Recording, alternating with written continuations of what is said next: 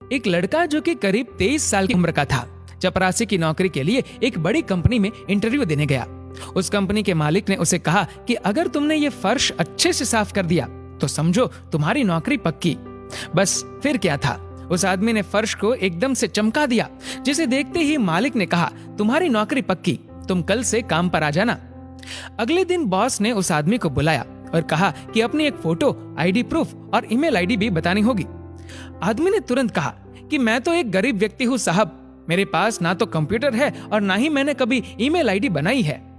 Boss ने तुरंत कहा, अरे हमारी बहुत बड़ी कंपनी है, हमें हर काम करने वाले व्यक्ति की ईमेल आईडी चाहिए होती है और ये अनिवार्य है।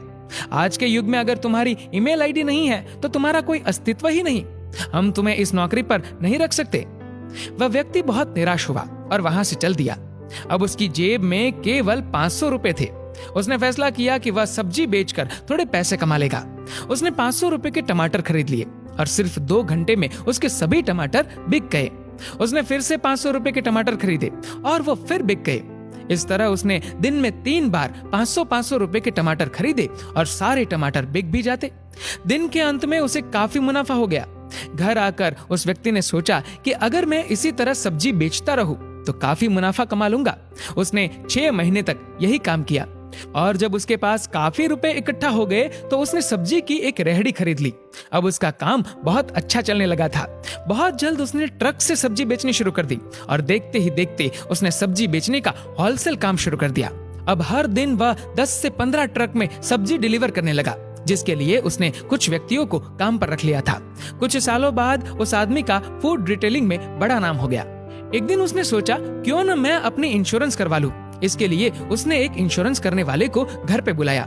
जब ब्रोकर उस व्यक्ति की इंश्योरेंस कर रहा था तो उसने उस आदमी का ईमेल आईडी पूछा तो उसने कहा, मेरी ईमेल आईडी नहीं है। इंश्योरेंस ब्रोकर ने बड़ी हैरानी से पूछा कि आपका इतना बड़ा बिजनेस है लेकिन आपका ईमेल आईडी नहीं है, ऐसा कैसे हो सकता है? उस ब्रोकर ने कहा, आपको पता है, अगर आपका ईमेल होता तो आप आज कहां से कहां होते? पर व्यक्ति थोड़ी खामोशी के बाद बोला, अगर मेरा ईमेल होता तो आज मैं एक चपरासी होता। ये बात उस इंश्योरेंस ब्रोकर को तो समझ नहीं आई, लेकिन आपको शायद अच्छे से समझ आ गई होगी। अगर आज आपके साथ कुछ अच्छा नहीं हो रहा है तो निराश मत होइए। जिंदगी में आगे चलकर कई नए रास्ते खुलेंगे, कई मौके मिलेंगे, इसलिए हमेशा कोशिश करते रहिए और मात्र एक हार के बाद धैर्य मत खोइए। क्या पता कामयाबी शायद आपकी अगली कोशिश की प्रतीक्षा कर रही हो।